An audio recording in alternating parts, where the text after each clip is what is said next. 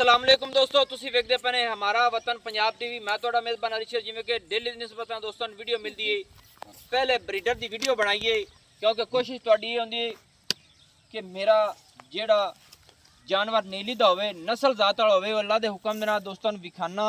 इस मज दी वीडियो नहीं बनवाओ सी ते मैं कोशिश की है कि जानवर अच्छा है, नस्ल जात वाली है, तो वीडियो चलो उनकी मेहरबानी है ब्रीडर की अलहदा करके ते इस मज की हुण वीडियो बनाने लगे। हाली दिन लैंदी सुन दे क्योंकि मालकां का कहना है कि ये मज तकरीबन फुट पिछे लै जाती हवाना, तां वीडियो नहीं लावन देंदे सी। ते मैं आख्या मेहरबानी करो, चलो वीडियो ला गई, किसी दोस्त दे पसंद आ गई। आ वट मज दे वेख लेने ने, अल्लाह दे हुक्म दे नाल कड्डेगी।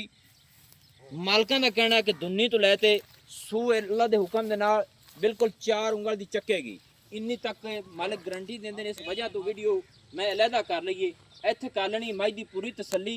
मज दी वक्खी बिल्कुल लब्बे नहीं लब्बनी, मज दी डाकां सोहणियां, सिंगल हड्डी बिल्कुल चक्की हुई माशाल्लाह, दुन्नी घोड़ी का बिल्कुल निशान भी नज़र नहीं आता।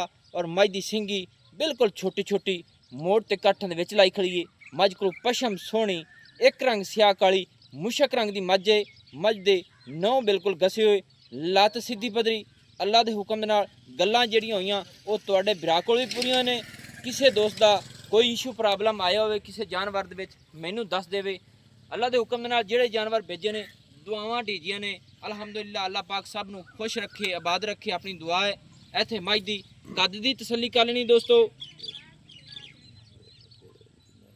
गल्लां मालिक कहंदे ने कि मज दा पेट चेक कर लेना है कि बिल्कुल मज दा पेट बिल्कुल ही नहीं है, क्या बिल्कुल सीधी पदरी तसल्ली कर लेनी है। उत्तों भी मज थल्लों भी दुन्नी कोड़ी, लत्त सिंगल हड्डी, डाकां सोहणियां, हर चीज़ क्वालिटी वाली है। मुड्ढे ठप्पे हुए, मज नूं थोड़ा जी पिछे न मोड़ो तो साइडां तो थोड़ी विखाल है मज।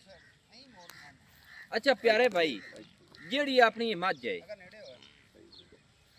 सईद भाई, जिहड़ी अपनी मज है कितवां सूआ जैन हुण सोहनी है? ये तीसरा सूआ सूनी, तीसरा मज हुण सोहनी है माशाल्लाह। क्योंकि गल्लां तेरियां बड़ियां चंगियां लगियां, इस वजह तो मैं तेरी मज की वीडियो अलहदा की है। तो ये मज जी किन्ने दिन लैंदी है सूवण? थोड़ा जी हवाने की तसल्ली करा लवे जी। तसल्ली करा माशाल्लाह माशाल्लाह। 20 दिन लै जासी। 20-25 दिन महीना ला ले। 20-25 दिन तो महीना हो गया ना।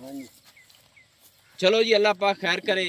की आखना है तेरा दिल की किवें मुतमिन हुंदा है? किन्ना के हवाना बना दी मज? हवाना बहुत अच्छा बना दी। तीसरा हुण सूवणी है, हुण सूवणी सूवणी तैयार है, होई सही है। ते चड्डा चंगा बनदी है, थान क्लियर, थणा दी गारंटी, कोई पिछे मारने दी गारंटी, हर चीज दी यानी कि अपनी गारंटी है। हर चीज दी गारंटी हुंदी। ते पहले क्यों वीडियो क्यों नहीं बनानी? इंदा की मकसद सी? इंदा मकसद है स्वाद मैं वेचसा। अच्छा की वजह है? इंदे चढ़ मैं दा बड़ा हुंदा है। अच्छा अच्छा चढ़ चंगा कर दी तां यानी कि तू आना बे वीडियो विच दोस्त शौक करन ते मुझ चड्डा पूरा होवे। हां जी सही है माशाल्लाह। माई तेरी चंगी है। आ चड्डे दे वाटे ना।